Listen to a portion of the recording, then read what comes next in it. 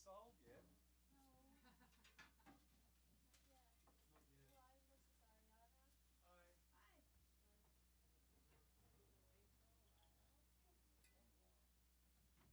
Long while. How's Maddie? She's getting ready to go away. She flies to England on Thursday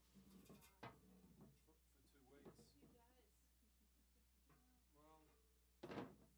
for 2 weeks. You guys. Well, See each other. it's her no. It's her mum's 80th birthday, Oh, lovely. so she has to be there for that.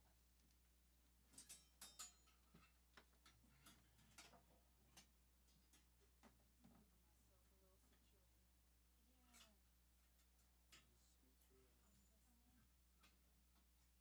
Just scoot through and I'm just.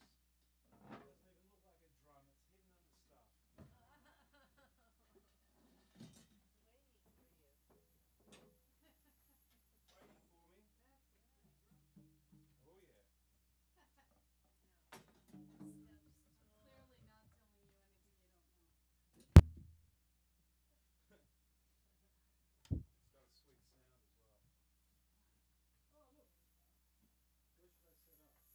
As far away from. Where do you want me? Hi. Is it Christy? Yes.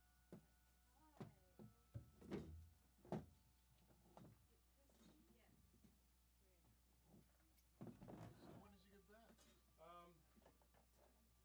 A week ago today, but My goodness. it's taken me You what? like 5 days just to become human again.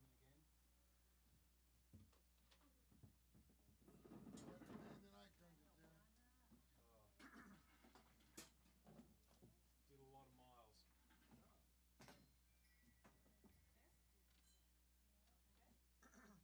Back for more. All right. I might be Why so. don't you pull this? Why don't you pull, Clyde? Why don't you pull your chair back a little bit? Yep. I was ready for you. Scoot through. See, maybe I'll pull that guitar out of there. Do you want me to go back into the entrance? Is that better in there? You're here. Let's see where that takes us. Okay. There's a lot of drums behind you. Oh, you mean parking? I was gonna say, what? I did not know that. A lot of people don't. They don't see us. I walked by trying to find it and I couldn't find it. Well, it's I jokingly say it's like Hogwarts way. You don't see it till You're right. you know how to look at it. The only way I found it was when I've lived here for so long. I was walking, I heard drums, and that's the only way I knew about it. Good. Well, that's a good sign. Alexis back here. That would work. And,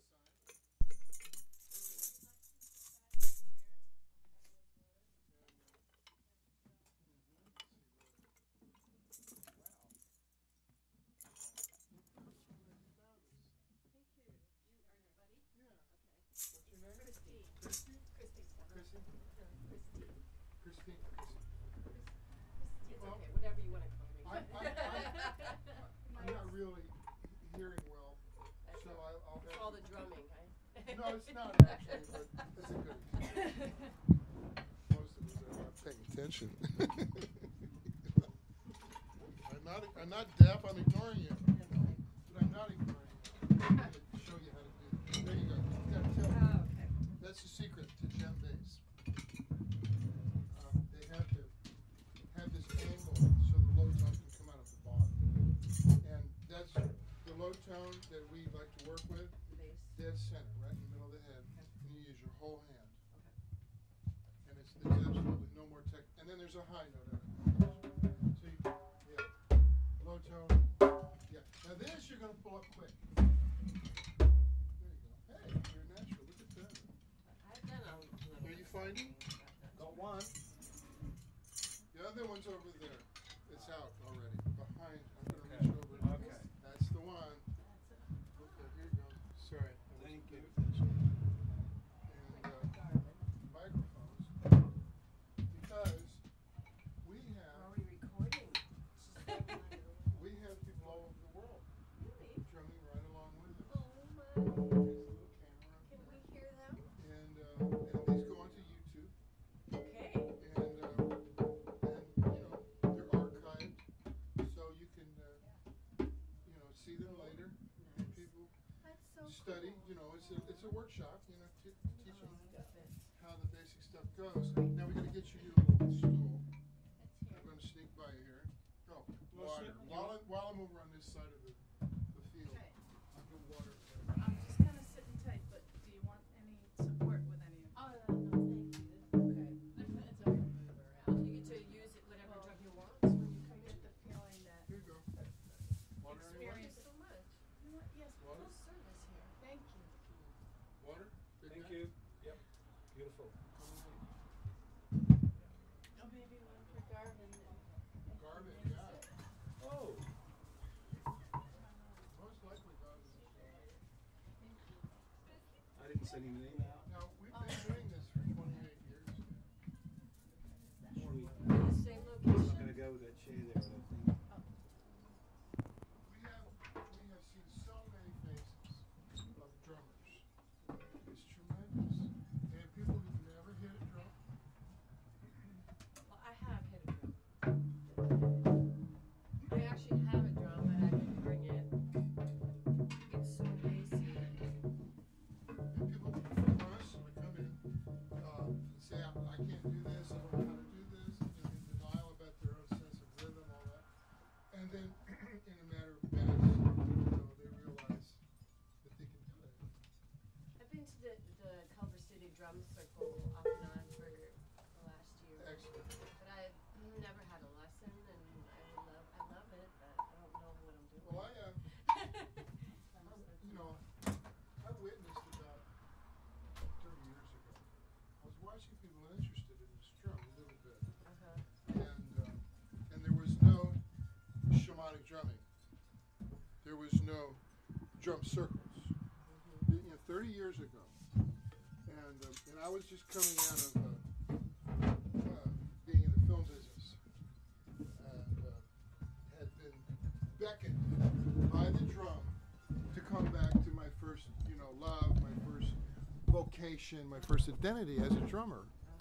And I was at Lorimar over in Culver City at the lot. We owned the Sony lot then.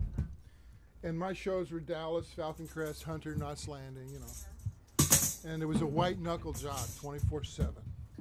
And had to get these shows up on the air. We had a whole block full of these huge satellite dishes. And I was, I was the last guy in line. I had to make sure everything was done. So I'm sitting in my office, right, and the secretary calls from the front desk, and Mr. Helm, we've got someone trying to track down Buddy Helm.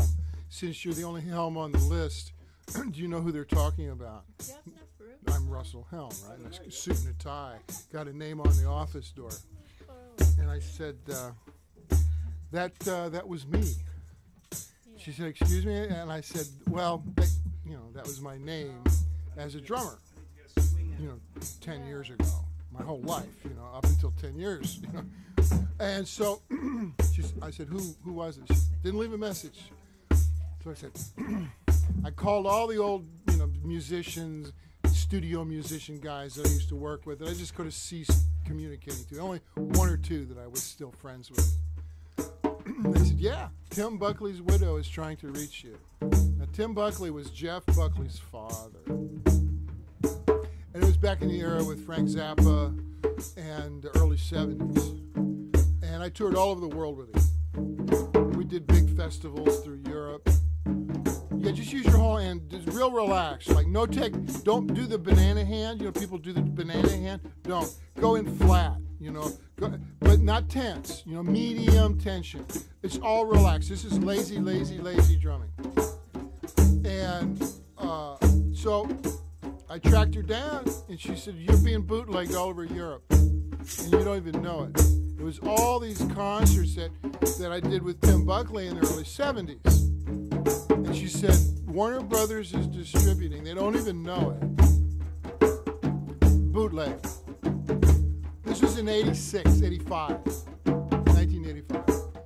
She said, since you're no longer a drummer, and you're wearing a suit now, and you join the dark side, you know, you're in the film business, you're no longer a musician, can you go to Warner Brothers and get money for The Widow and the Orphan? And I said, well, as a matter of fact, I can. So I did. I called up, you know, Lucy Fisher. She was VP of film.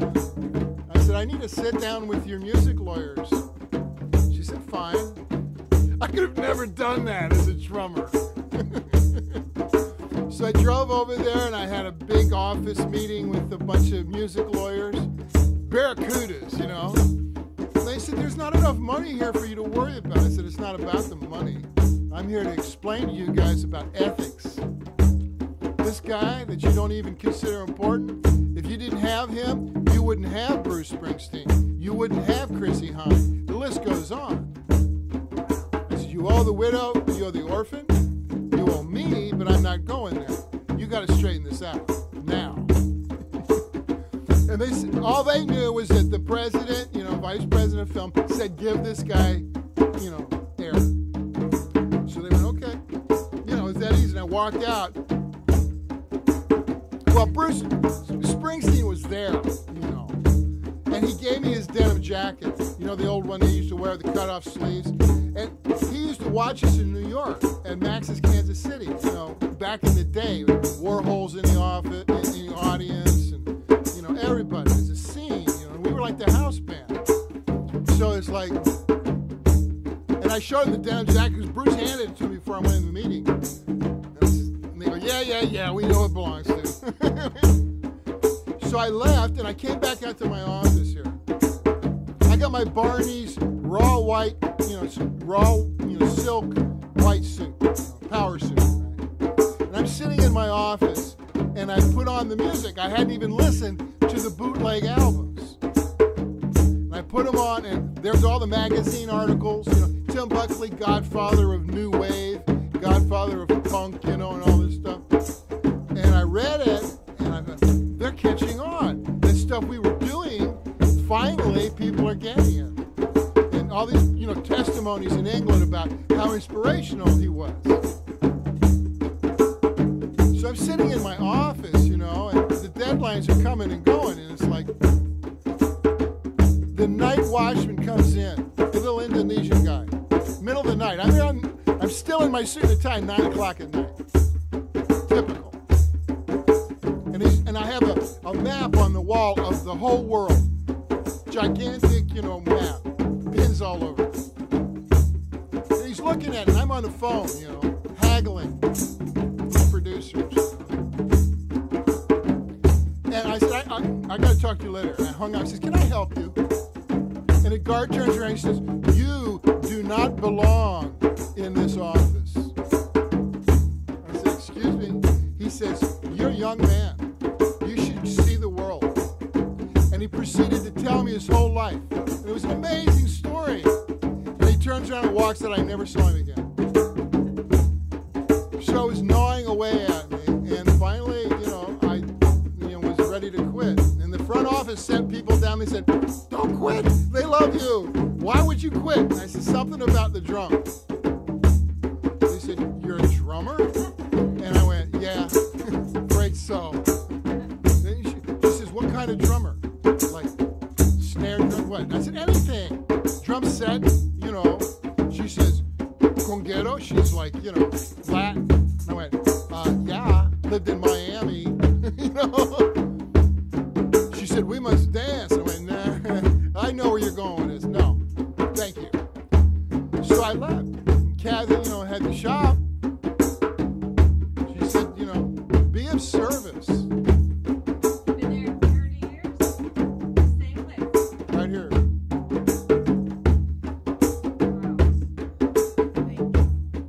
Great. I was in withdrawal, you know, having taken off the suit and the tie. And she said, let's go to Bali and get stuff for the store. I want to go to Bali. It's a good excuse to go to Bali. Yeah. So we went over there and we're out in the jungle. A little shop like this. And she's like, you know, the guys, you know, they're dealing. You're like, okay, what about this? What about that? and I see a drum, a little funky wooden drum under the shelf. And I pull it out and I tap on it, and the guy just flips. He turns around and he says, "You are a drummer?" I said, no, I don't do that anymore. You know, dead rock stars, corrupt record companies, no. He says, no, you are a drummer now. And he gives me the namaste thing. And I went, yeah, so what? Because I was really bitter, you know, about the whole music business. He goes, play now. Okay. So I went outside, the kid came up, could not speak English. And we sat down and started grooving. Now, there was no drumming in Bali then, just a traditional gamelan kind of stuff. So we started drumming, and people started coming out of the jungle. And the guy who was running the shop, now he's got a wooden mask on that he said his grandfather had carved. And it was a monkey mask, and his long mustache, white mustache, long white eyebrows. And he starts doing this really snaky thing in front of us. Because we didn't know what to play, and this kid was Indonesian, I couldn't speak. So I said, okay, let's just go back to my old rhythm and blues. My experience as an old rhythm and blues drummer. You just nail the downbeat. Let's agree on that note, the downbeat. Boom, right in the middle of the drum head. Don't worry about anything else. Just everybody support that concept of this is one common note that we're all going to be able to base our playing off of. And that's how jazz was invented in New Orleans, right? All these different kind of people from all over the world, you know, they want to play together. Now, why did they want to play together so much? Because in New Orleans, Napoleonic legal code was still in effect. French law was still in effect, which stated that a slave could buy their freedom. The only place on the new continent, the new world, that could be. No place else.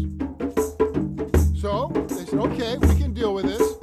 Put out the hat on the sidewalk. Now the musicians get around, start playing. And now, they didn't know each other's music, regional music.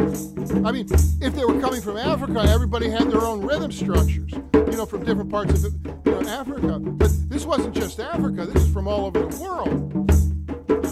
The Philippines, you know, China, you know, Acadia, France, you know, ethnic people from all over the world who were connected to their natural tribal rhythms, the sacred rhythms from their tribe.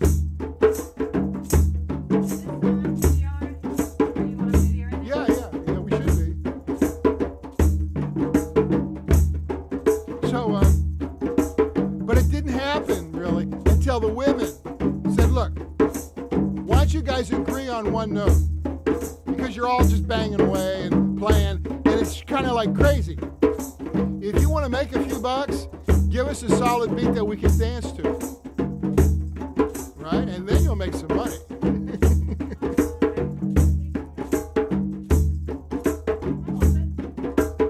What's that? Oh, yeah. That's yours. I like that drum. Sounds good. So then that basic rule was like, you got to be able to get the women to dance. Became part of our culture, our rhythm and blues, music, jazz culture. If you can't get the women to swing, what's the point? George Clinton of Parliament Funkadelic, I don't know if you've been there, but funky stuff from the 70s, 60s, and 70s. He said, what good is the answer to the universe if you can't dance to it? So there was this wisdom in the rhythm and blues world. Old school stuff, you know, survival philosophy. And that's what I had done as a teenager. I'd played all over Florida, Georgia, Louisiana with my bands, you know, and a lot of great players. I mean, really good players, you know. And so when I took my suit and tie off, came back to the drum, and we were in Bali, we drummed for like 3 solid hours in the jungle, and suddenly I was feeling really good. Hadn't felt that good in a long time. And it turned into like a festival. The food came in the little carts, and you know the local cops showed up on their mopeds and hung out, and I was suddenly remembering how much I loved drumming. Because I started when I was 8 years old. My drum teacher, my first drum teacher, was a woman. Unusual, even today. But that was in Elkhart, Indiana, you know, where they made all the band instruments, the trombones and the saxophone, Selmer, Kahn, Ludwig, all the music family manufactured. So I had great music teachers. So I had all this classical training, you know, marching and the medals and the whole thing. But then my family moved to the deep south, Central Florida, 1963. No symphony, man. The only music for me to play was, you know, country and western, rhythm and blues, rock and roll was just being sort of, you know, invented by the Beatles, you know, 63. So that's what I did. I played, you know, and I had to unlearn all the classical approach to music. And I had to learn how to lay back the groove, where you don't push. If you're playing something musically correct, you're right on the metronome, like a clock, like a machine. But great rhythm and blues is not that at all. Great rhythm and blues is laid back. It's late to the machine. It's late to the downbeat. It's called back in the pocket. And jazz musicians know how to do it. Rhythm and blues players know how to do it. And it's like you let yourself relax. You let your mind just be free. You don't have to worry about proving anything. You don't have to worry about writing notes. You don't have to worry about what you look like. All you worry about is, does this feel good? Does this feel danceable? Are they getting the move? So that became the meditation. Because we're all push, push, push. Now, this neighborhood got alpha, right? So I was suggesting this to people, you know, when we started to do this. I said, why don't you just back it off? He said, what do you mean back it off? You know, I was like, just try it. Do us all a favor, you know. So that became then the stress-reducing form of drumming. Just from laying back the groove. Now, you know the kind of drummers that go at it aggressively, right? And a lot of the guys just love to do that. Break a sweat, you know, compete with the other guys, you know, show off their six-pack or whatever. And they're not even paying attention to whether the women are dancing or not. And I explained to them, look, man, you're drumming for the other guys? Why? I said, the women are standing around a circle waiting for you to get a groove so they can dance. Right? Wake up. That's your job as a drummer, to get the women to dance. And if they're not dancing, that's not their fault. So that's what I've been doing. I've been teaching the kids how to do that for the last 30 years. Because I learned from the masters, you know, I learned from the greats. So, you know, just like it was passed on to me, okay, you got to pass it on. I mean, what I could learn in the blink of an eye, I was Chuck Berry's drummer, for instance, and he'd look at me, it's like I knew I was in trouble, and he didn't even have to say why. You know, if it wasn't happening, I knew it wasn't happening. And I had to fix it, because my job was to get the people to dance. Bo Diddley, same way, I was his drummer. So all these great experiences and came back when I started to do this again. And I think it kind of saved my life, you know. Kathy saved my life, you know. Either that, or I'd own half of Malibu, you know, and like 6 marriages, you know, alimony and recovery and everything else. So the funny thing is that I'm doing recovery drumming up in the Palisades in Beverly Hills, 2-3 times a week. I'll go up and drum. I don't know who they are. I don't want to know who they are. But for an hour, we just lay it back. We just cook. And they love it. Better than psychotherapy. That's right.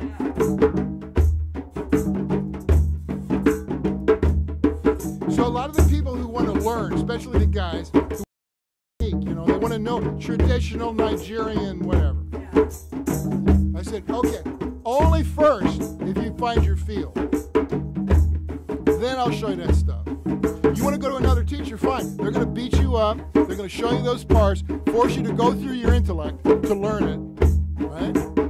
And then they're going to take your money, throw you in the alley, and say, you're never going to be any good. That's kind of what drum teachers do. You know, how many drummers does it take to screw in a light bulb? 1,000. One to do it, and the rest of them telling him he's doing it wrong. So this is all no mistakes, no wrong notes. So what we're going for is the fearless improviser. The fearless improviser is sure of themselves, able to play whatever they, suddenly get inspired to play. Boom, spur of the moment, and it's going to be just fine. Matter of taste, of course. Okay, you ready to sing? Ready to sing? Because it's important to sing. No, I could feel that reticence. No, what's going on here is we're opening them up. Yeah, you don't have to sing correctly, because I can't sing, okay? If I do this, you can do this. Because what we're doing is creating intention. Good, positive intention. It has nothing to do with singing, okay? Because when you do this for a while, you pull energy, you attract, you're generating energy, and as a result, you attract energy. Now, like for instance in Cuba, they're going to know all about this. We don't. We have no words for this stuff. So, by creating good intentions, that's our firewall.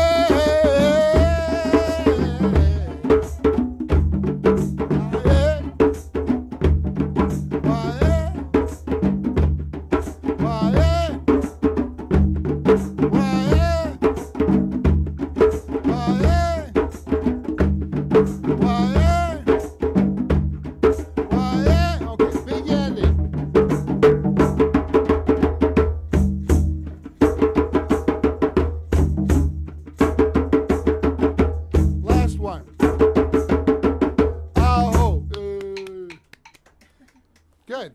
So the big ending is a way of closure. And that's what I've seen in a lot of drumming groups that they don't really take seriously. They kind of let it fall apart sometimes, most of the time. Hoot and holler, build it to a male-oriented crescendo, orgasmic kind of thing, and then go have a beer and a cigarette. You know, it's like watch the game. And it's like, that's really missing the point. So the steady groove, first of all, that's laid back and relaxed, generates this, tantric energy, if you need terms, labels. But every culture knows that this energy is the life force. You could call it prana, you could call it chi, ashe, orgone, if you're into Wilhelm Reich, mojo, inshallah, grace, So that maintaining the flow of that energy is really what the drummer does. It's like you navigate the flow of it's like water. So this thing with pulling in energy, though, when the groove is finished in tribal cultures, they end it. They have a good ending. And a lot of the endings in African are really quick, and they go right by you, and you don't even see them. Like, that's it's over. And it goes, huh? So that's because there's this edge of performance, ritual, tradition in traditional African drumming. And it's like, if you're not paying attention, you shouldn't be here. Right? Right? Am I close? So this is not that at all. This is really warm, fuzzy, soft, easygoing, as long as you do it my way. No, I'm just kidding. There's no mistake. So it's like, that's what the downbeat does. It just holds it together just enough. And so the big ending then is a way to shut down that energy flow. Because if you don't, the energy continues to flow into our dimension, and basically it'll follow you home. And you don't, not good. Like, so when you're done in the Culver City group, they don't have a shutdown, right? They're not really, right? They just sort of, okay, we're done. Yeah. So, Maybe once or twice. yeah, by accident, So it's a big important part of this energy management approach to the drum. Sometimes it just fizzes out. You just get tired. Yeah. And Right, yeah. no reason. Sort of slow, speeds up and then eventually slows down.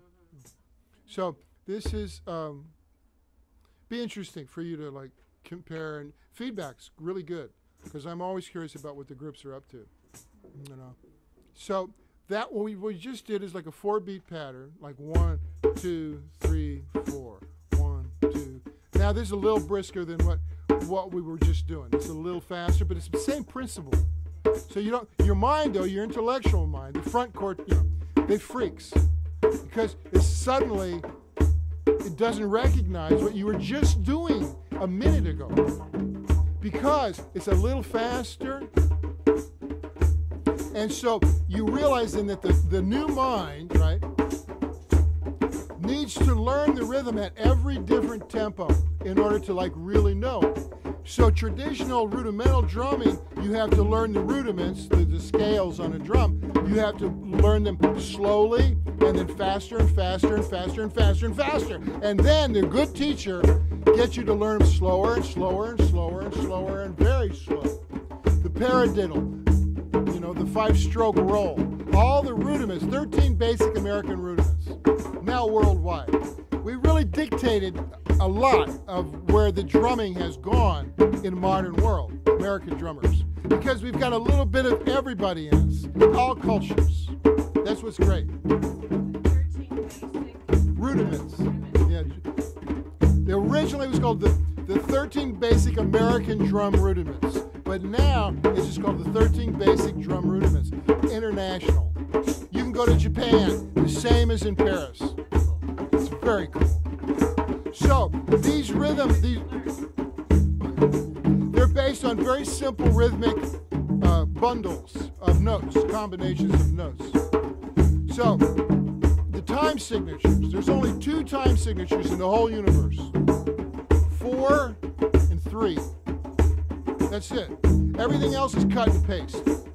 So it doesn't matter where you are. You could be in India, and their time signatures are like 17 beats to a measure.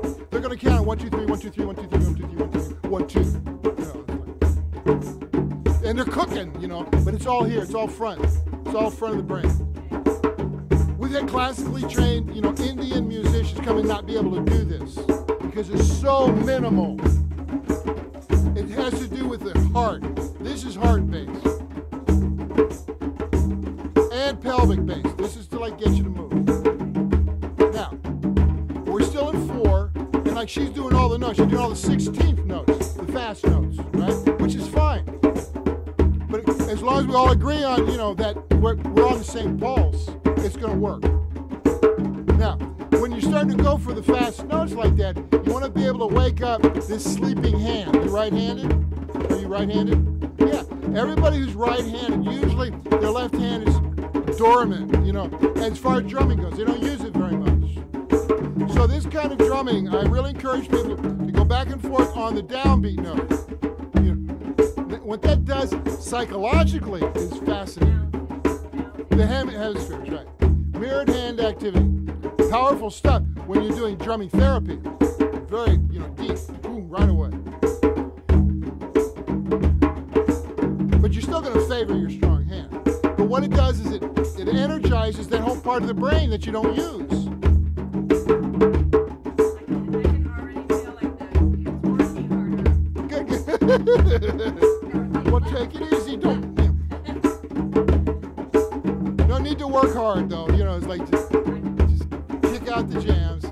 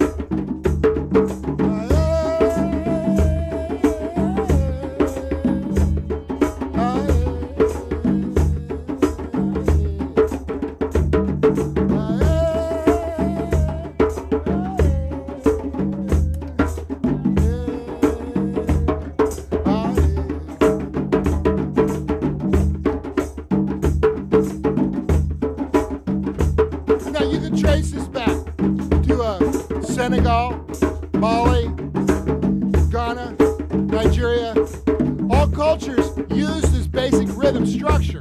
They're going to have their own, neighborhood syncopated licks on top, but underneath, they're really similar. But what's different here in the United States is that we're all here on that note, the downbeat. Traditional African doesn't really emphasize the downbeat at all. You learn the part, which is actually very classical way to learn music. And it is, they're classical music. So it's like if you were in Vienna, you'd learn a waltz, on a harpsichord. In most of Africa, you would learn the music on a drum. So this is a compromise. And it's what most people seem to want to do, where you don't use that intellectual mind very much at all. Yeah, you're going to use it a little bit just to get going, but then immediately get out of the intellectual critical mind down into your body and play improvising from your heart, from your stomach, from your hips. And then you're feeling rather than thinking. And that seems to change the blood chemistry, the mind, electrical potential, everything shifts. Real positive stuff. Like, cancer fighting, all sorts of good things. So I choose to go that direction. It's easier for everyone.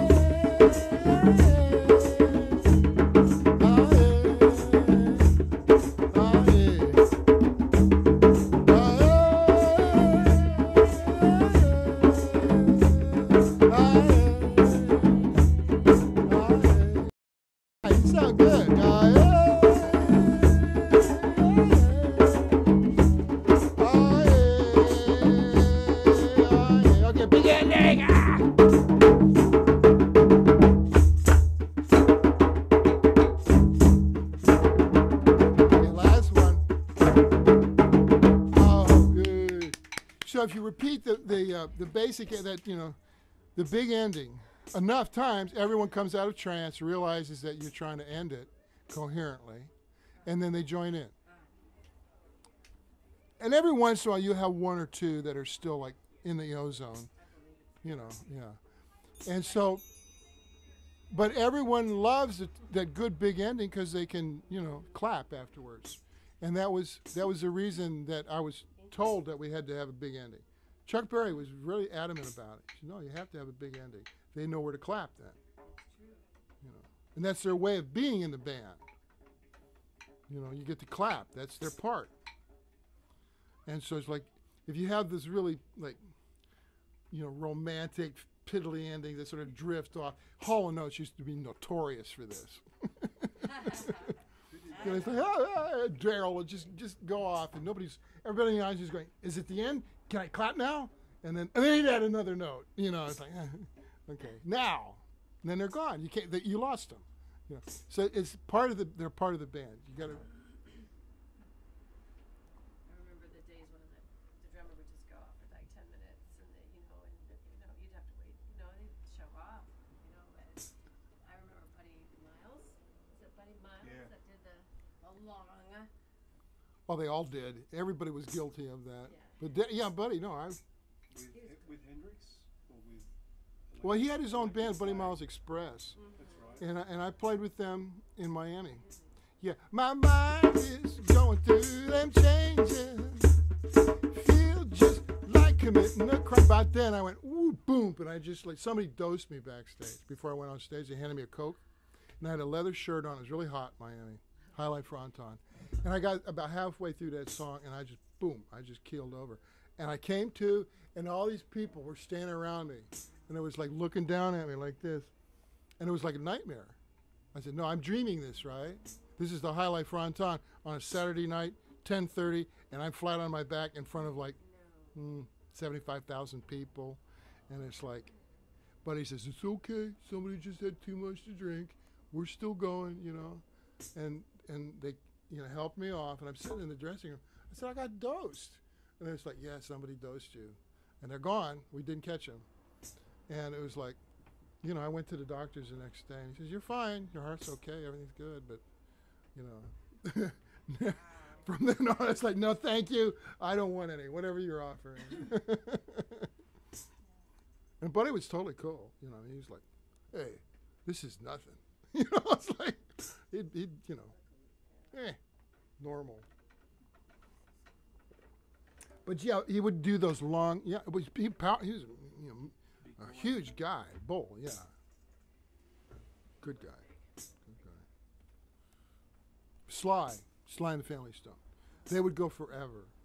My band would open for them all the time. And the drummer worked hard. It was hard work. You do a whole show. Drummers work hard. They do. I was skinny. I was so skinny.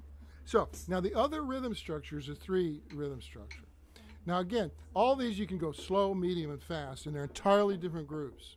The same with the 3-beat rhythm. So it's like 1, 2, 3, 1, really slow. What's that? You need something? We're over here. I was just admiring the drums. Oh, you're checking the drums out. Yeah, that's yeah. That one, George Kwaku is the carver, and he's in Accra. And the way they work is like the trees are blessed and harvested in the Volta River Basin. Yeah, Ghana. Yeah, all of them. Yeah. This is the kente cloth, the national cloth of Ghana. So they carve the inside of the drum first, right? And then they load them up into a truck, and that drive over to Accra is about 6 hours. And you never know how many shells you're going to get, because when you get over there, it's an entirely different time frame. So you get 1, 2, 3, 4, 6, maybe 12, if you're really lucky. And then you bring it back over to Accra, and then George Kwaku carves the outside, and he's a really great carver.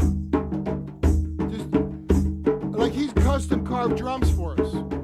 Like Garvin wanted a lion head, and he carved 6 lion heads for it, instead of 6 drums with different kinds of lion heads on. They were gorgeous. Very nice guy. Yeah. So this is the waltz. It's a waltz. It's an Irish jig. It's a Scottish ballad. It's a belly dancing. Moroccan, all across the Mediterranean. And of course, in Africa, many parts of Africa would call this the foundation for the African rumba, the original rumba. Now, that's a real general term. You can't really nail it down, but under this at one tempo or another. So what we're doing is just developing our ear to be able to identify where's the 3, and then you know it, and then you can play. Even if you don't know the village rhythms, you can play with them because you can hear it. Oh, it's a 3. So this is also jazz. When the dark, when the bee stings, when I'm feeling sad, I just remember the things that I love, and then I don't feel so bad. Right? So it shows us, that our rhythms are connected, and we're all connected through the rhythm. So I like to hear stories where people come here, they get familiar with these basic structures, and then they go off into the world and they play. And they come back with these great stories. Yeah, we played with the drummers in a village, and they couldn't believe that we knew their rhythms.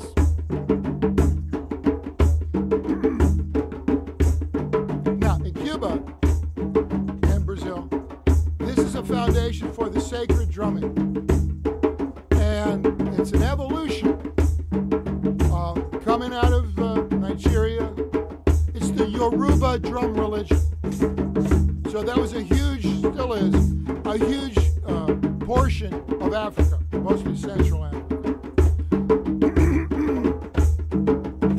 So when the drums were carried on the slave ships, and they were allowed on the slave ships because it increased the survivability of the slaves. If the drummers drummed on the slave ships, the prisoners wouldn't give up.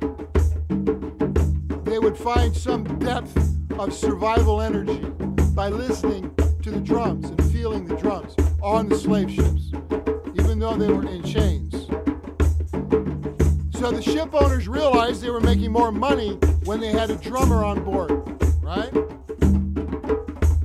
So when the slave ships arrived in the colonies, all along the eastern seaboard, the drum was taken away, not allowed to be on the plantations, because primarily they were Protestant. But when the slave ships came into New Orleans, different story, because it was French. So they let them have the drums on the land. So what developed was Conga Square, down in French Quarter, where the drummers would meet. Before there was any French Quarter, it was just a place where they could meet and drum. Different people. And that was where integration first occurred in the American colonies, was with the music, with the drumming in New Orleans. And this concept of the downbeat came out of that necessity for everyone to just agree. Back home, they're saying, my village drumming better than your village drumming. Right? A lot of that. So they had to change. In order to survive, they had to agree on the downbeat. So in a sense, that's the foundation of American consciousness. This decision that we will all agree at least on one note. And support that note. Not just agree on it, but support it. And as a result, community appears almost immediately. It's interesting. It's the psychological acceptance that we will all obey and agree and enjoy supporting this flow. So out of that came jazz, rhythm and blues, rock and roll, Ray Charles, integration, civil rights, Obama president, just on and on.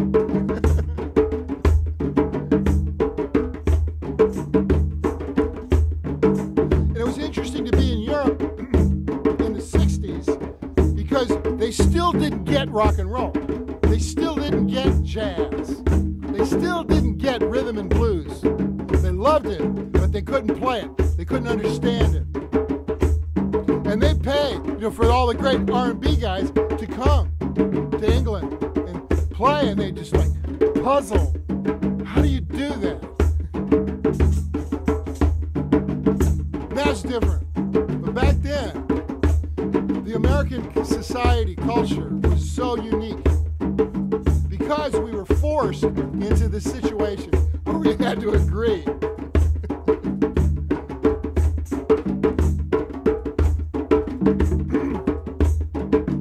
And so much musical influence has come through Cuba, and most of us don't realize how much influence Cuba has had on our music.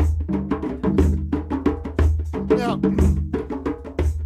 the drum religion has evolved into what they call Santeria, but it's much older than that word. That's a mixture of Spanish and Yoruba.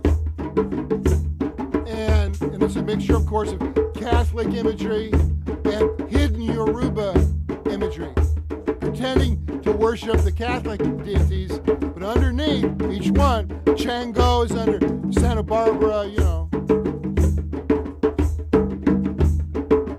So, this constant evolution of using rhythm to survive, not only physically and mentally, but spiritually.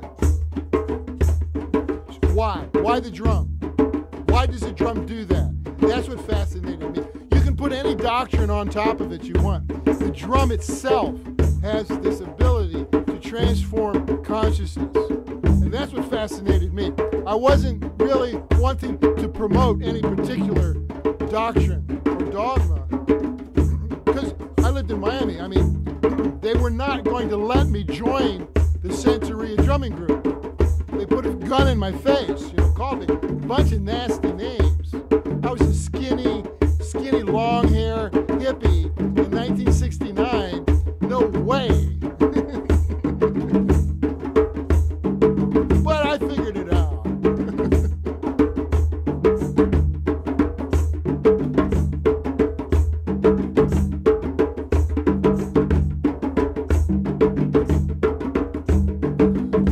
Now, a big reason people come to the drum is to release, get rid of, let go of what they don't need, but it's become a habit, it's become an old friend. Can't let it go because it's a dysfunctional groove that keeps coming up. Can't let it, it won't go away on its own. So what evolves here, using rhythm as a releasing mechanism. And then we discover that rhythm is the basic programming language of our psychology. It's just like a basic operating system in a computer. The basic language of a computer program is, we all know now, is ones and zeros. That'll change eventually, but for now, ones and zeros. Yes and no, on and off. Digital. The original digital. That's what this is. You got the note, then you got the non-note. The note and the space. That's your one and your zero. So when we work these basic simple patterns, we are actually rhythmically accessing our belief system. And you can rework it. Like, especially with healing. This particular rhythm, very flowing. It's like moving water. Very nurturing.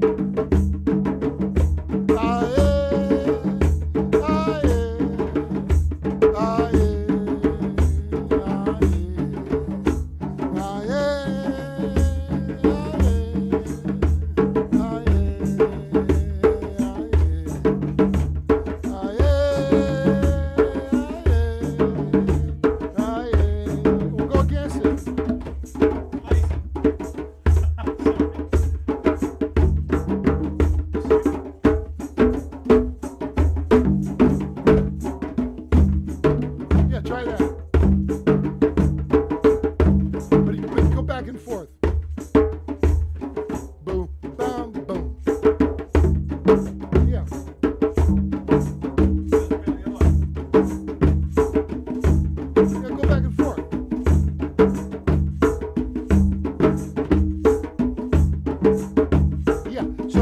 secondary rhythm. It's a paradox to the front mind. And that's how we go into trance. one rhythm, we're playing a different rhythm. The intellectual mind can't figure it out, so it forces itself to go to a higher perspective, which is trance. And that's how you rhythmically bring your own consciousness up. Oh, yeah. Oh, yeah. Dude, that's good, that's good. Yeah. Oh, yeah. Oh, yeah. I like that.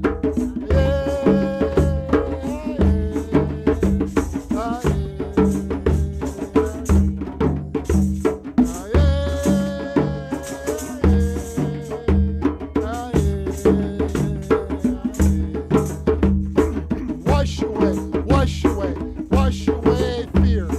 Wash away, wash away, wash away fear. Wash away, wash away, wash away fear. Wash away, wash away, wash away fear. Wash away, wash away, wash away fear. Wash away, wash away, wash away fear. Wash away, wash away, wash away fear. Wash away, wash away, wash away fear. Wash away, wash away, wash away fear. Wash away, wash away, wash away fear. Wash away, wash away, wash away. Wash away, wash away, wash away fear. Ah, yeah, ah, yeah, ah, yeah,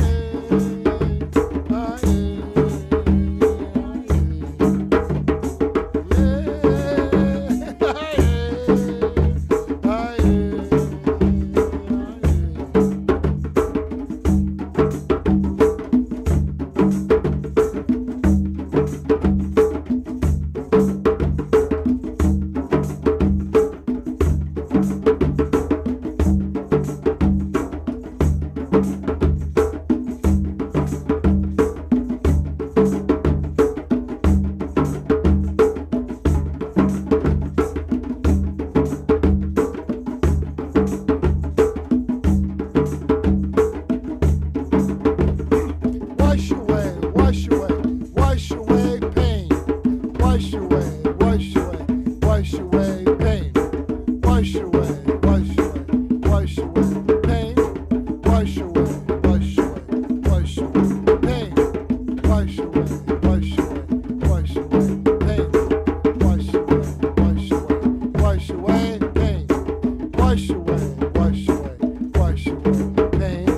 Wash away, wash away, wash away pain. Wash away, wash away, wash away pain. Wash away, wash away, wash away pain. Wash away, wash away, wash away pain. Ah, yeah, ah, yeah, ah, yeah, ah, yeah. Ah, yeah, ah,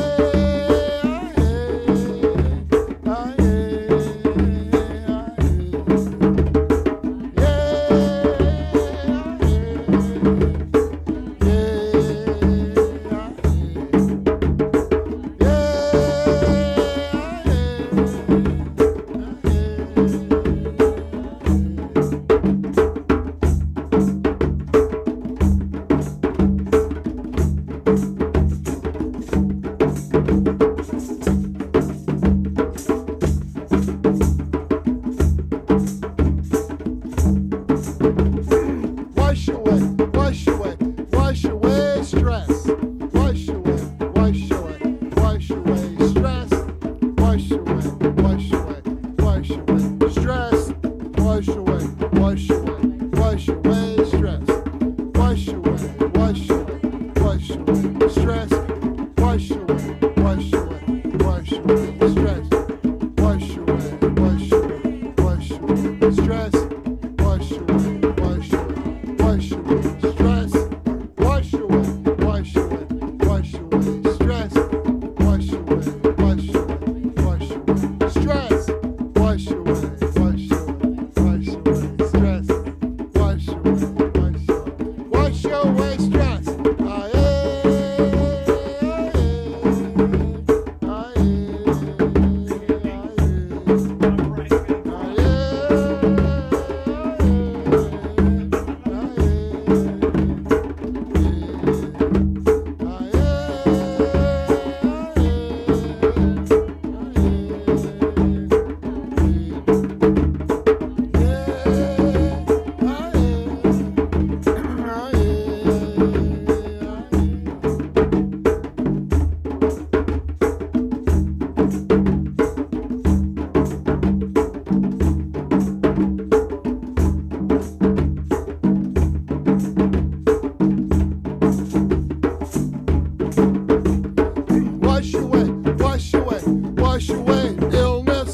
wash away, wash away, wash away illness, wash away, wash away, wash away illness, wash away, wash away, wash away illness, wash away, wash away, wash away illness, wash away, wash away, wash away illness, wash away, wash away, wash away illness, wash away, wash away, wash away illness, wash away, wash away, wash away illness, wash away, wash away, wash away illness, wash away, wash away, wash away illness, wash away, wash away, wash away illness. Ah yeah, ah yeah, ah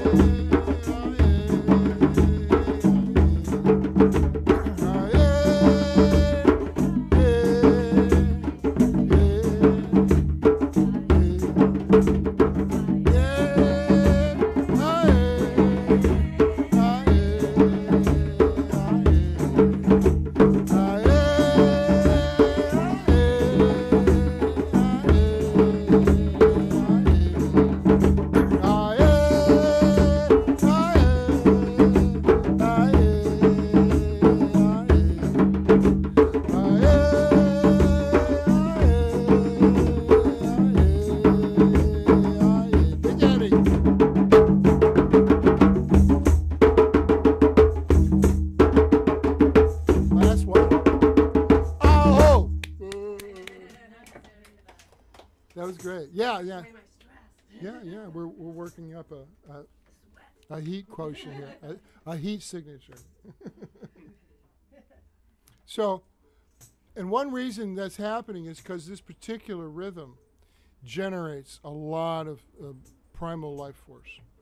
You can, do the Kirlian photography, the aura photography, and see how this lights up the lower chakras. But it also balances everything. If the rhythm is balanced, both sides of the being are balanced. And that's why that particular 3-note combination is endemic to all trance and ritual ceremonial drumming all over the world. You go anywhere, Korea, Indonesia, even China, American Indian, Siberia, of course Africa and Mediterranean, but Irish, it's everywhere. And to prove that it's everywhere, I'll show you what happened when it came into America through New Orleans. It has a mystical quality to this rhythm that's fascinating because it demonstrates to our frontal, critical, very pragmatic, simple mind that there are multi-dimensions that we don't perceive. And I'll show you how that works. Because what it does is like you start with the rhythm that we're just playing, but then it morphs. And it doesn't change, but it does. We're coming over on the speakers. That's our 10-second delay. I just forgot to turn it down. But I listen at the beginning, make sure we're getting a signal. Yeah, well, it sounds good. Yeah, it's our drum circle. So it's the illusion of speeding up, and you don't speed up. It's like you shift your perspective on the rhythm, and suddenly you're in a different time signature. So what we're going to do is we're going to do the rhythm that we just did, nice and relaxed, and then we're going to move through the portal into the different rhythm. And then when we go to that other rhythm, then we'll sing a song that should be the national anthem, because most everybody knows at least some of the words. You'll get a kick out of this because you'll realize once we get there. Okay. Stairway to Heaven. Close. No, people got to play. They've got to be able to play it. So the foundation of what Jimmy Page did, and John Bonham, and John Paul Jones, those cats listened to the early guys, American blues guys, and then added their classical music experience and came up with something unique. And so, and Jimmy Page is the first to acknowledge that they appropriated, all of that early blues stuff, because they sensed, and Keith Richards same way, when they first heard it, it set their brains on fire. The old blues guys, and they learned it and they were sincere because they knew the inspiration. They realized this is survival. Yeah. And America didn't get that. We didn't have that because it was like you don't see it. You're that close to it. Take it for granted. And our minds were shut down. Our musicians, yes, but the general culture. So when the British rockers came over, the American interviewers were saying, "Who are your musical influences?" And Keith Richards say, "Well, like Muddy Waters, Lightning Hopkins, and Mississippi, John Hurt, and well, he didn't say Mississippi John Hurt. He's Howlin' Wolf, Lightning Hopkins, Blind Lemon Jefferson, Robert Johnson." And the reporter said, no, American musicians, expecting like Guy Lombardo or, Fred Waring or, And Keith said, "You twit. Those are American artists. You don't even know who they are." Yeah. So they were doing something that they really believed in, and they brought that back to us. They sold it back to us, which is, and Willie Dixon's daughter busted Led Zeppelin for appropriating lyrics and music and melody. That Dazed and Confused, that's all Willie Dixon. And eventually he got credit, but they owed a lot because it was copyrighted. Because he was writing those hits for, Chess Records back in Chicago. Apparently they had over a dozen settlements, either in court or out of court, for misappropriating various songs. Yeah. And Robert Plant, sincerely apologizes to this day. We thought it was transparent. We thought anyone could use it. When the levee breaks, Memphis Minnie recorded that in like the 1920s. She did a good job of it. And I like her version. I like her version. I like their version. Oh yeah, Bonham's drum part, When the levee breaks. Is that right? Led Zeppelin 4, yeah. Memphis Minnie. I don't think she wrote it. Maybe her husband wrote it. He played guitar and she sang it. And it's like early 1920s. It's like on one of those old... Yes, those 78s. No, not a 78. That's one of those cylinders that You're they... kidding. No. That's what they recorded on. Yeah. Really? Yeah. Mm-hmm. There's been another Wire, what they tape. call wire cylinders. And yeah, it was on wire. It was magnetic wire. Word for word. And all the riffs, Led Zeppelin just took it to another level and brought it into the 70s. But a lot of their stuff goes back. You can... Wow. They did some Lead Belly stuff too. Oh yeah. So, getting back to this rhythm, right? So here's what we just started with, right? Now, what I show people now, when you're ready to do this dimensional transition, you have to be able to do this with your hands. That's it. Back and forth, right? A lot of people think they can do this. Okay, so just go back and forth like this, right? Now you're already able to do this because we did the waltz, the 3-beat. But a lot of people, now what's happening is I'm tapping the tambourine. 1, 2, 3, 1, 2, 3. So you see how your hands kind of fight for dominance off that downbeat, because your mind habitually will let your strong hand hit the downbeat. It makes that assumption as soon as we start to drum. It's like my strong hand is going to play the dominant, most important note, which now we have established as the downbeat, right? But that's not what we want.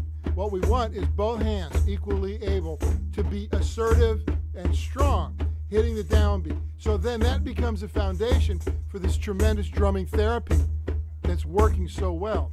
This integrates people who are shattered and brings them back, because both hemispheres are starting to fire together, cooperating back and forth.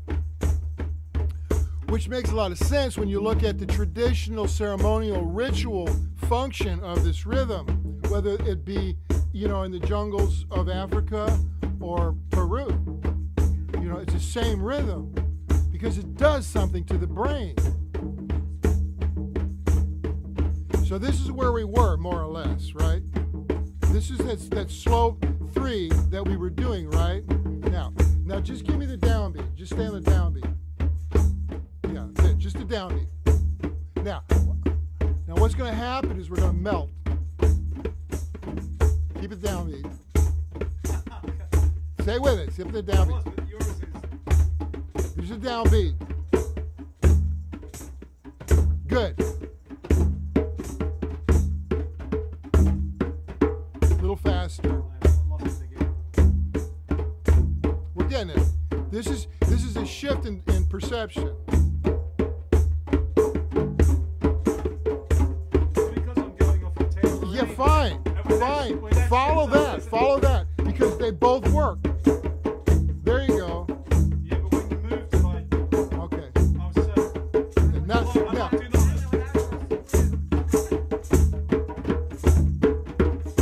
don't slow down. Just keep it going.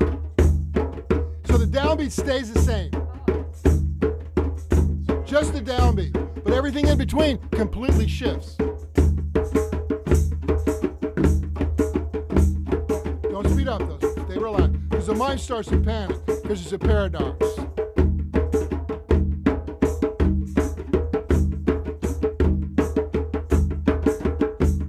This blues shuffle. This becomes a blues shuffle. But don't speed up. And then back to the waltz. American Indian, Kachina, Ghost Dance. Yeah, exactly. It blows the mind because your mind doesn't comprehend what's happening. It can't because, and here's the zinger. The front mind, the new critical mind, does not understand rhythm. It can be controlled by rhythm, and that's what we're doing. We're controlling the all-powerful intellectual ego mind using basic rhythm. Because it has to entrain to the rhythm that you're dictating to it. They can't help it. That's why commercials have soundtracks. We can't help it. I know. I used to make those commercials. Now I'm sliding back over to the blues shuffle. But you see how they both fit together?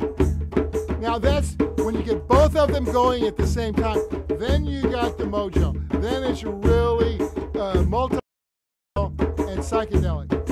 And that in Cuba, go for 3 days, 3 nights. Solid. Don't speed up. Solid. 3 days and 3 nights. That's the traditional version. And the drummers, take breaks and eat food, and the dancers continually go.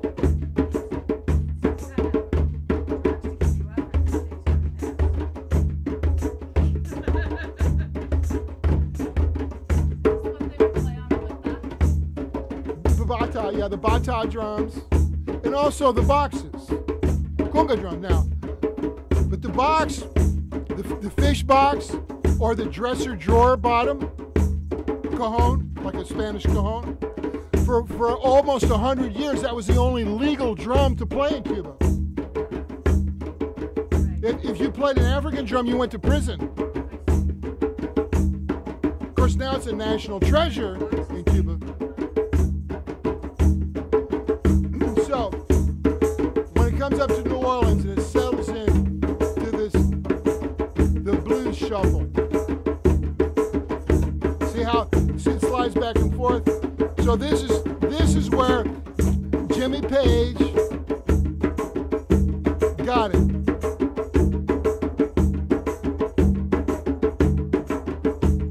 But we're not going to sing one by them. We're going to sing one by a local. It was written by a local. You ready? Keep your eyes on the road and your hands upon the wheel. Keep your eyes on the road and your hands upon the wheel. Going to the roadhouse, gonna have a real good time. Let it roll.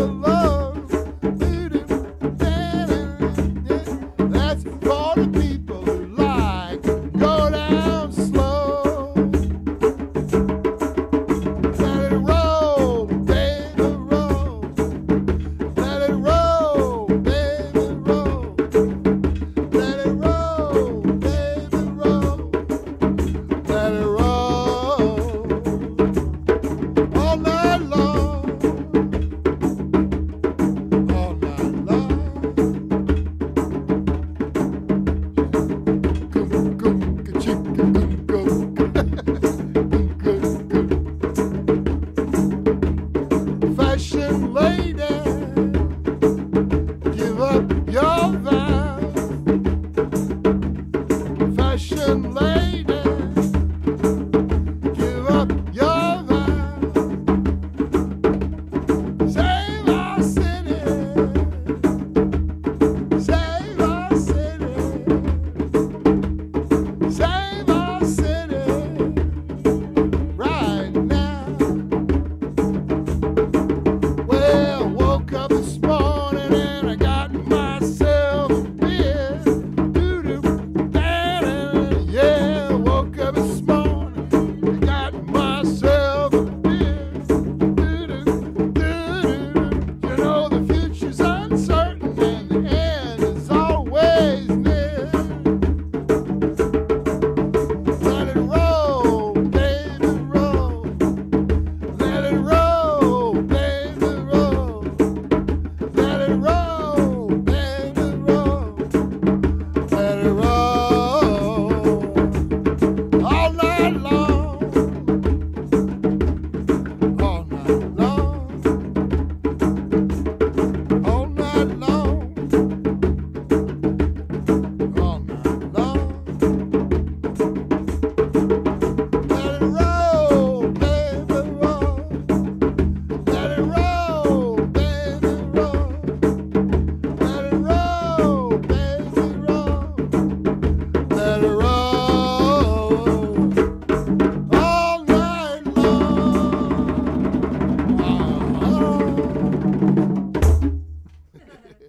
Thank you, Detroit. Yeah, that was written right out here on Topanga Drive. Yeah, Topanga Boulevard.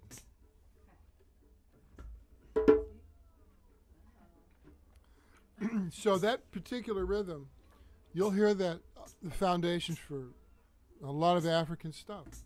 We had a couple here, they're still in the neighborhood, who used to travel quite a bit, and they were retired, and they loved to drum. And they come, and she was really good.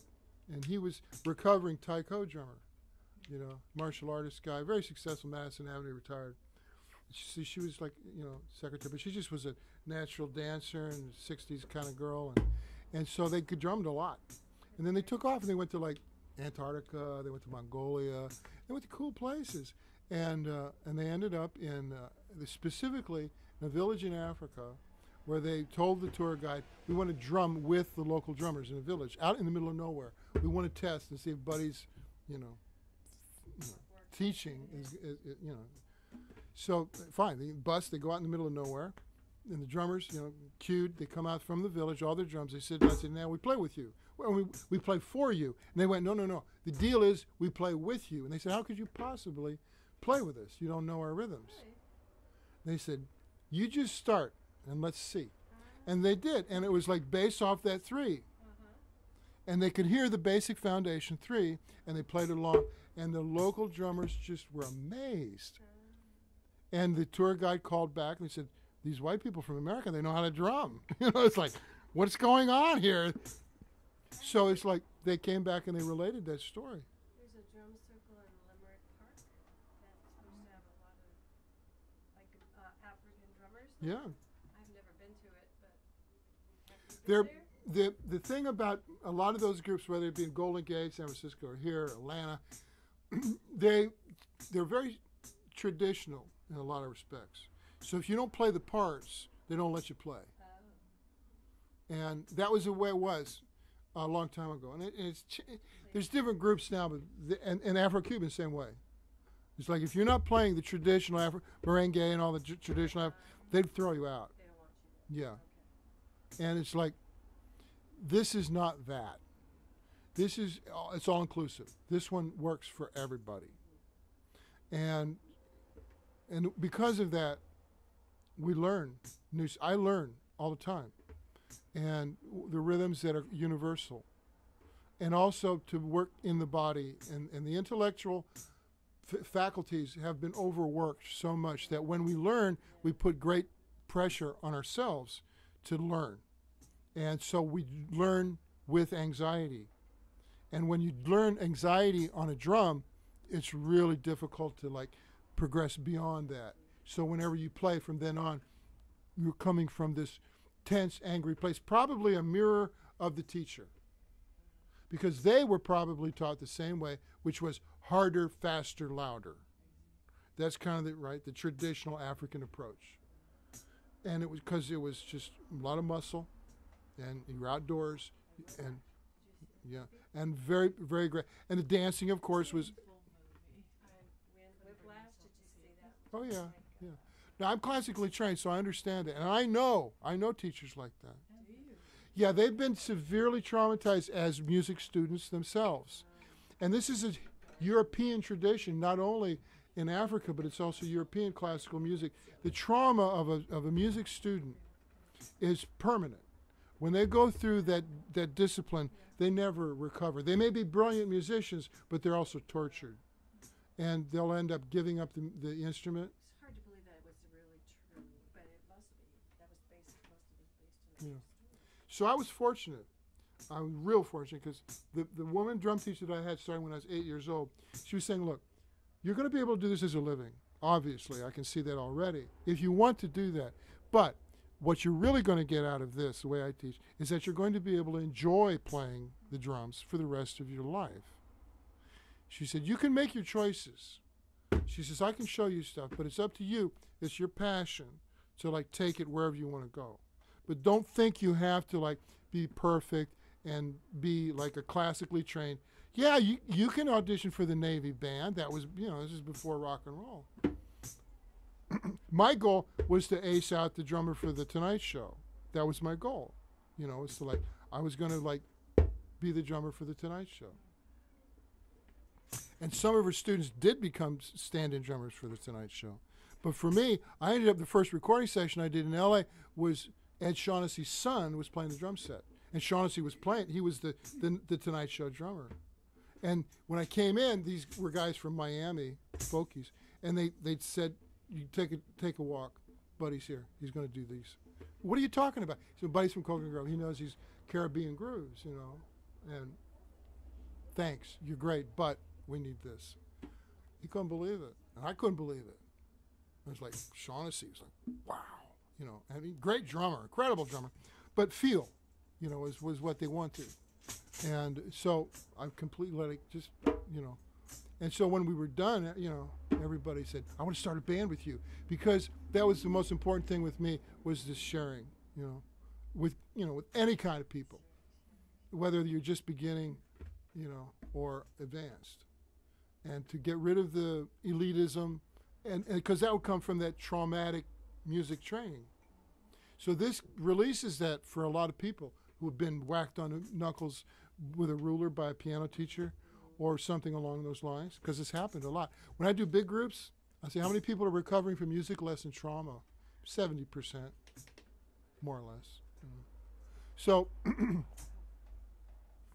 and I was, I had all the medals, but that was incredible pressure for a kid to compete, nationally with other, drummers. And so I'm really, really open to encouraging anybody to do this.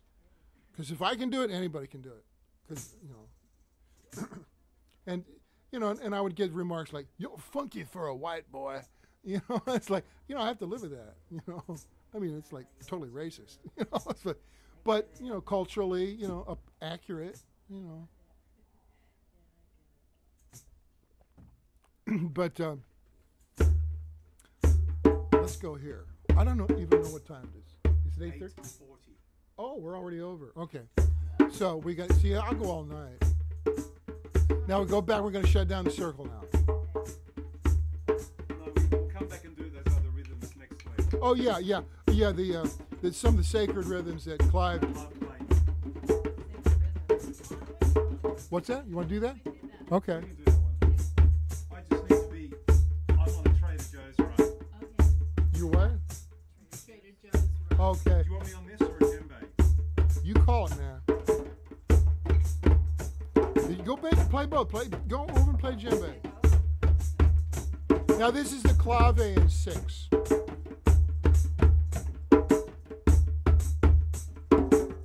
This is all based off that triplet. 1, 2, 3, 4, 5, 6. Yeah, you got it. This is one of the Santeria foundations for Wawanko, Afro-Cuban Chango, you know, when they're drumming for the Yoruba god of the drum.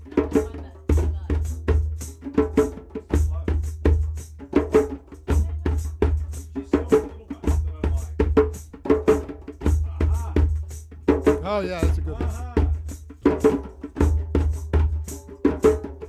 Yeah. So what Clive's there, he's playing the foundation part. Because when you do this, you have 3 drummers. That's good. 3 drummers playing the bata. Bata has 2 drum heads, a big head and a small head.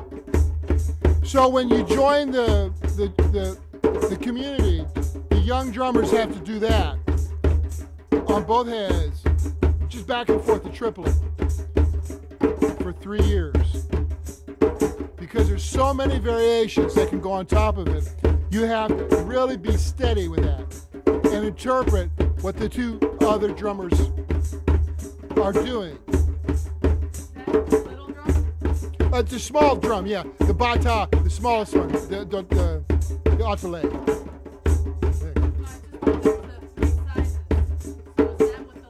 Yeah, that'd be small one. Yeah.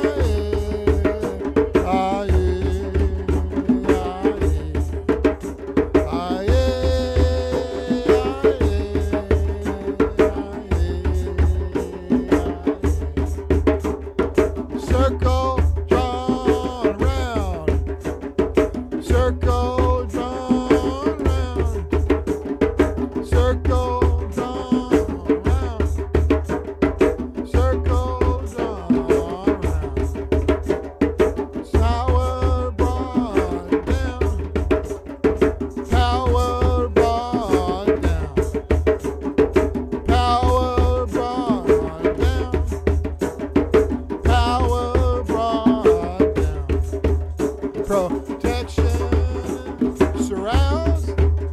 Protection surrounds. Protection surrounds. Protection surrounds. Sacred abound. Sacred abound. Sacred abound. Sacred abound. Let the goddess stand. Let the goddess stand. Let the goddess stand. Let the goddess stand. Wow, oh, wow. Wow, oh, wow. Wow, oh, wow. Wow, Great Spirit, bless our endeavor. Great Spirit, bless our endeavor. Great Spirit, bless our endeavor. Great Spirit, bless our endeavor. Wow, wow. Wow, wow.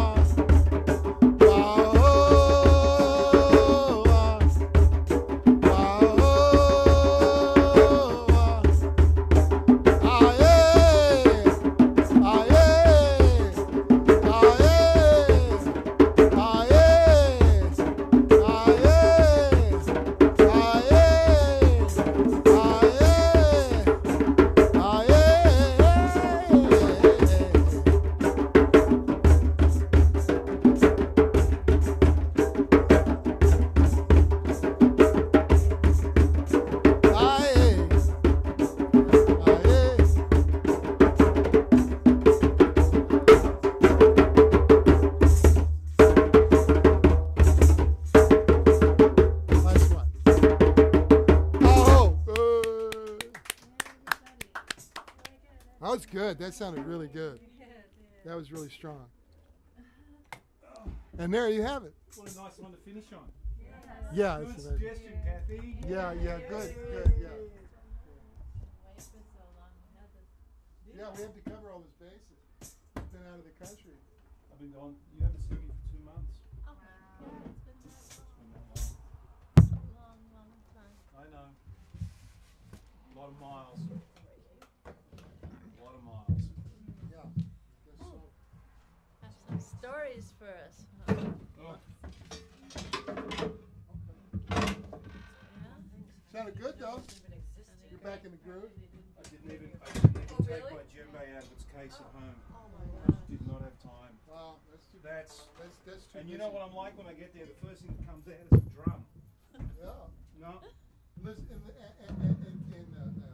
Kangaroo Valley. Kangaroo Valley, Nicest place. Where's that?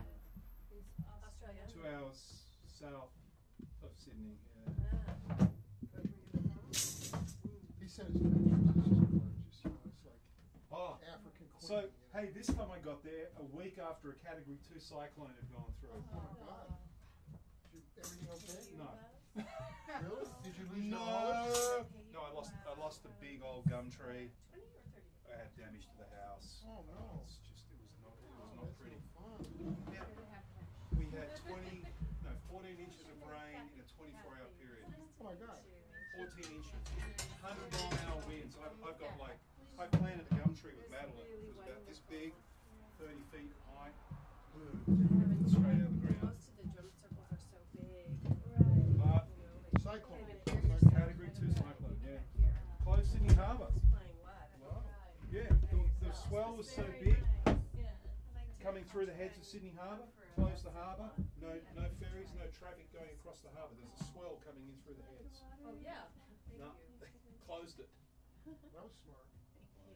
Yes, this was lovely. It was really nice. It was to meet nice. you. Thank you for I'll be coming. back. I want to get a lesson. So. Fine. You want to do that anytime. Your schedule's fine. It's $1 a minute. You come in Right. for 5, 10 whatever. It's great. And so Food, you can just I'll come call if home. you want to make Cupboards sure are I'm here. empty. But you know, Wednesday, Thursdays at 4 I go out to teach. But other than that, I'm here. Okay. Perfect.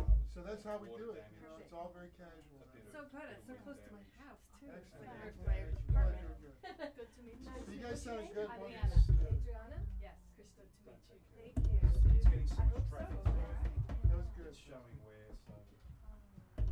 But that's why I go Actually home. have a set about that Oh, from But then I'm back for a week, and then Maddie's. I was like there 10 for years ago when just I went over to 4 Cuba, weeks. maybe a little bit more. the whole set. And then there's another 4 weeks. Yeah. But I should bring them in so they can get some love. Because I don't I have can't play another all flight three, so I until end up March not next really year. playing any of them. If you want to, No, I need if to you want to go bring back. them in, I know it's a lot of work, but yeah. Yeah, because they Madeline are just not doesn't light. No, that's different. That's No, totally different. they are. Barley doesn't Not like light. it. Are Madeline they doesn't like it. traditional or are they LPs or? I love it. They're older. Yeah. roll? They get peace and quiet. Yeah, they're. And they're Play like whatever with music the I want. skin sticking. Oh, Well, they don't have. It's a finished skin in a metal yeah, frame, yeah. but it's. But traditionally, It's not the an skin LP. would You'll stick see a out. bit more of You it know, now. Yeah, Maybe no, it's it's about not 2 like- weeks. bells and trinkets on it. No, I don't have. It's So so they're it's got more off the back? finished than that. but Yeah, They're, yeah, okay. The guy that used to make them in Miami was the only guy in the United States Oh, which who was allowed originally to make them. Yeah. again? And Is that what just back from? there's little documentaries of him doing it. Very serious, very Yeah. religious. Yeah. And so I always Man of leisure. studied it, but I always knew that it wasn't going to be my calling to do Yeah. that. I had to do something else. I always borrow from it. I always, Yeah. you know. Well, I would love to learn more. I have the books somewhere of all the parts Because because it's they all didn't move class. to San Diego. And I've never had the 3-part time. Well, maybe So we I'm can have a little motivated. fun. Yeah, I'm He's sort of motivated in to and try out to find that. most weeks. Because I got a cassette of it, you know, and a book. With all the 3 parts written out. That'd be pretty awesome. It's yeah. Well, I got powerful your stuff. email I, on the.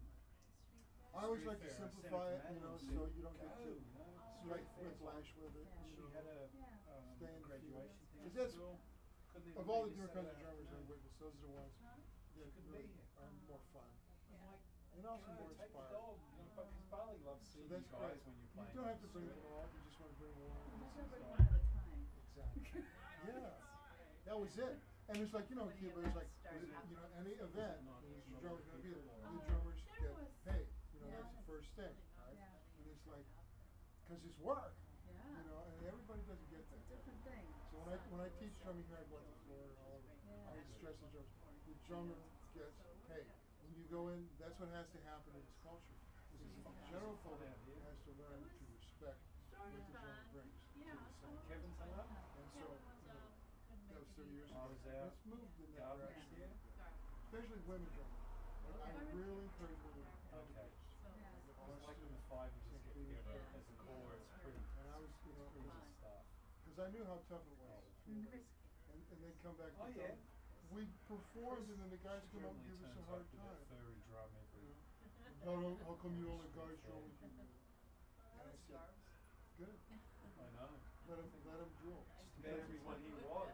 What they're witnessing is affecting them on a very deep subconscious level when they're witnessing women Did you have that one? I That's was playing very, that. very important for women to drum now, this evolutionary era.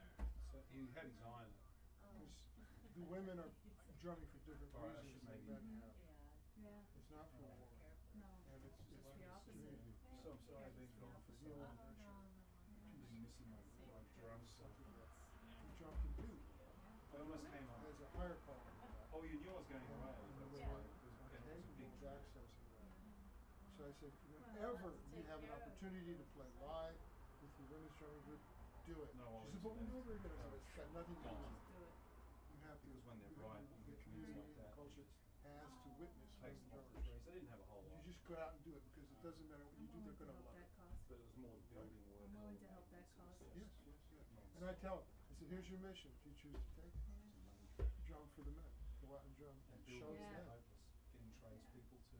It's Turn really up on lovely time to or see turn up at how all. men respond. I've got building work I left It's- unfinished. Initially The they were guy just scared. went on.